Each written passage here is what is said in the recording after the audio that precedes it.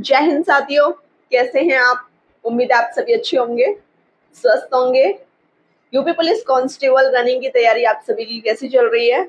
आप मुझे comment section में जरूर बताना। और आप मुझे ये भी बताना कि आपके कितने मार्क्स हैं प्रेजेंट में।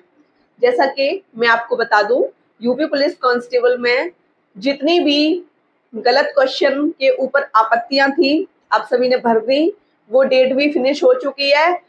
अब आपकी फाइनल आंसर की आना बाकी है। अब बात करेंगे कि हमको इस भर्ती को तो करना ही है। यदि हमारे कम मार्क्स हैं तो हम आगे आने वाली जो भर्ती है उस पर फोकस करें। एसएससी जीडी की भर्ती है, उस पर फोकस करें। और आरपीएफ कांस्टेबल का फॉर्म आपने भरा ही होगा। जब आपने यूपी पुलिस कांस्टेबल का फॉर्म भरा है तो उस पर फोकस करें। निराश आपको नहीं होना है। भर्ती बैक टू बैक आपको देखने को मिल रही है। 2025 में यूपी पुलिस कांस्टेबल के 49,000 प्लस पद और आने वाले हैं। तो साथियों, आज की वीडियो में बहुत इंपॉर्टेंट टॉपिक्स के ऊपर बात होगी। सबसे पहले तो हम इसको देख लेते हैं, यूपी पुलिस रिजल्ट 2024। क्या रिजल्ट 2024 में आएगा? बिल्कुल, रिजल्ट आपका 2024 में ही आपको देखने को मिल जाएगा। अब बात करें रनिंग प्रैक्टिस, 1 से 1.5 महीना कम से कम। क्या हमको 1 से 1.5 महीना मिलेगा? देखो, आपका जो एग्जाम हुआ था फिनिश 31 अगस्त को आपका एग्जाम फिनिश हो गया था। 31 अगस्त और सितंबर आपका चल रहा है। यदि आपके बताई गई कट ऑफ के अनुसार मार्क्स बन रहे हैं, कुछ बच्चे दौड़ रहे होंगे, कुछ बच्चे इंतजार कर रहे होंगे कि कब हमारा कट ऑफ में नाम आ जाए, कब हम अपनी दौड़ करने लग जाएं। लेकिन आप ऐसा ना करें, क्योंकि पिछली भर्तियों से आपको बहुत कुछ सीखना है। मैंने बहुत कुछ सीखा है। मैं अपना खुद का एक्सपीरियंस आपके सामने शेयर करूंगी। शायद तब आप समझ पाए कि हाँ, हमको ये गलती नहीं करनी है। तो देख लो, प्रीवियस भर्तियों से कुछ सीखें। प्रीवियस भर्तियां आप सभी के सामने मैंने लिख दी है। 41,520 वाली जो 2018 में भर्ती आई थी, 49,568 वाली भर्ती, ये भी आपकी 2018 में आपको देखने को मिल गई थी। थोड़ा सा अंतर था। थोड़ा सा अंतर मैं आपको बता दूं, इसमें जब आपका आंसर की आई, रिजल्ट आया, कट ऑफ जो डीवीपीएसटी के लिए थी, उसके बाद मतलब पीईटी हो गया, दौड़ हो गई, उसके बाद आपको ये भर्ती देखने को मिली थी। तो जो बच्चे दौड़ में फेल हो गए वो ज्यादा निराश नहीं हुए। उन्होंने ये सोच लिया था कि हमारे पास ये भर्ती है, हम इस पर मेहनत करेंगे। अब आपकी जो भर्ती चल रही है 60,244 वाली भर्ती है ना, कुछ बच्चे तो उसमें ओवर एज हो जाएंगे क्योंकि 3 साल का रिलैक्सेशन देखने को मिला था। अब ऐसा थोड़ी ना होगा कि उस भर्ती में भी आपको रिलैक्सेशन देखने को मिलेगा।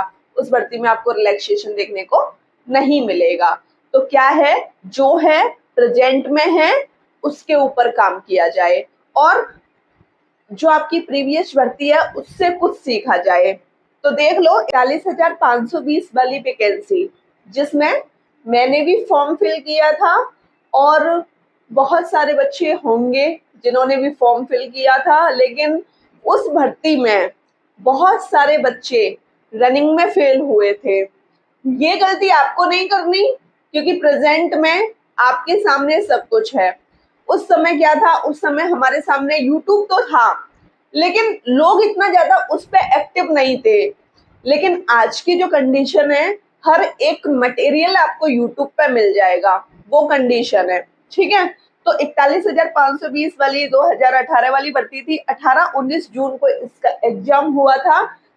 तो उस टाइम मैं भी एग्जाम दे रही थी, तो मेरा पेपर भी फिर से हुआ था। जिस तरीके से आपका 60,244 पदों का री एग्जाम हुआ है, वहां सिर्फ 2 शिफ्टों का ही एग्जाम हुआ था, है ना।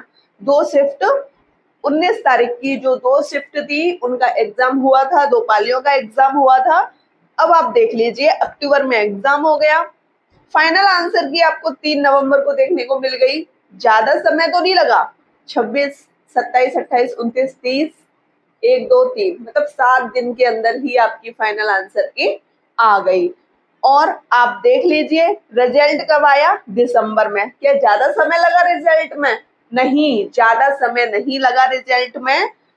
1 महीने में ही आपका रिजल्ट आपको देखने को मिल गया था। डीवी हो गया 7 दिसंबर को। रिजल्ट आने के 3 से 4 दिन बाद आपका डॉक्यूमेंट वेरिफिकेशन हो गया और पीएसटी उसके 1 दिन बाद हो गया, जिसमें हाइट, वेट, चेस्ट ये सब कुछ होता है। ठीक है, तो ये थी आपकी भर्ती 41,520। अब पीईटी की बात करें, 5 से 6 दिन बाद आपकी इससे 5 से 6 दिन बाद आपकी दौड़ की तारीख दे दी गई, फिर आपको दौड़ा दिया गया। अब आप बताओ, यहाँ बच्चों को नहीं पता था कि 1 महीने में रिजल्ट आ जाएगा। वो भी सोच रहे थे अरे रनिंग तो हलवा है ना, हम तो कर लेंगे, लेकिन ऐसा कुछ नहीं हुआ। यहाँ आप देख रहे हैं लगभग 80% महिलाएं फेल हुई थी। 3 से 4 लिस्ट आई थी यहाँ पे। लड़के भी 50 से 60% यहाँ फेल हुए, क्योंकि सोच लिया था ना कि भाई रनिंग तो सिंपल है, रनिंग हर कोई कर लेता है, लेकिन ऐसा नहीं था। उस टाइम मैं भी थी रनिंग में, मैं भी फेल हो गई रनिंग में। ठीक है, समझ रहे हो ना? क्योंकि हम लोगों ने क्या सोचा, हम लोगों ने सोचा कि रनिंग तो भाई हो जाती है और अच्छा खासा समय मिलेगा। सबसे बड़ी बात थी कि रिजल्ट आएगा तो अच्छा खासा समय मिलेगा। अच्छा खासा समय नहीं दिया गया। हमने सोचा 1 महीने 2 महीने का समय मिलेगा तो उस टाइम हम अपनी रनिंग अच्छी तरीके से कर लेंगे। लेकिन वो होता है ना कि जब आयोग चाहे तो वो बहुत जल्दी करा सकता है और आयोग नहीं चाहे तो वो आपको समय दे सकता है। लेकिन वो आयोग के ऊपर है, आपके ऊपर नहीं है। क्योंकि हमारे ऊपर हो तो भाई हम तो कह दें कि 2 महीने बाद रनिंग हो जाए, लेकिन ऐसा कुछ नहीं होता है। अब बात कर लेते हैं 49,000 जो 568 वाली भर्ती थी, इसमें भी फिर हम लोगों ने अपना फॉर्म फिल किया। लेकिन हमको यहाँ से सीखने को मिला कि हमको रिटन तो खैर करना ही है, क्योंकि रिटन इसमें पास हो गया था। तो रिटन में वही था कि जो चीजें हमने पढ़ी थी उनका प्रॉपर हमने रिवीजन किया, मॉक टेस्ट लगाए। उस टाइम हम मॉक टेस्ट लगाते थे, मतलब कि ऑफलाइन लगाते थे, ऑनलाइन का इतना ज्यादा जमाना नहीं था। ठीक है, मॉक टेस्ट भी लगाए काफी। पेपर हुआ 27-28 जनवरी 2019 को और ये भर्ती आई थी आपकी नवंबर में। नवंबर 2018 में आपको ये भर्ती देखने को मिल गई थी। अब बात कर लें कि आंसर की कब आई। 2 फरवरी को आंसर की आपको देखने को मिल गई थी। और फाइनल आंसर की बात करूं तो फाइनल आंसर की 12 से 17 मार्च को आपको देखने को मिली थी। यहाँ समय आपको 45 दिन का इस वजह से मिला था क्योंकि ये भर्ती चल रही थी। आयोग के पास 2-2 भर्ती कराने का एक वो होता है ना, प्रेशर। तो प्रेशर तो खैर चलो छोड़ो, मतलब कि थोड़ा होता है कि इसको भी समय दिया जाए, इसको भी समय दिया जाए। तो आयोग ने दोनों भर्तियों को थोड़ा थोड़ा समय दिया। और यहाँ आप देख लो फाइनल आंसर की आने में इतना ज्यादा समय नहीं लगा था, है ना। ये चीज आप समझ गए। रिजल्ट आपको 20 नवंबर को इस वजह से देखने को मिला था क्योंकि ये भर्ती चल रही थी। इस भर्ती में दौड़ हो गई थी। फिर भाई मेडिकल भी होना है, मेडिकल से पहले एक लिस्ट आती है, वो लिस्ट आई, उसके बाद मेडिकल हुआ, फिर इन लोगों को ट्रेनिंग पे भेजा गया। इस वजह से 20 नवंबर को आपका रिजल्ट यहाँ आपको देखने को मिला था। और पीईटी की बात करें, दौड़ की बात करें, 21 दिसंबर को यहाँ आप देख लो रिजल्ट आया, उसके 1 महीने बाद आपकी दौड़ हो गई थी। ठीक है, फाइनल रिजल्ट 2 मार्च 2020 को आ गया था इस भर्ती का।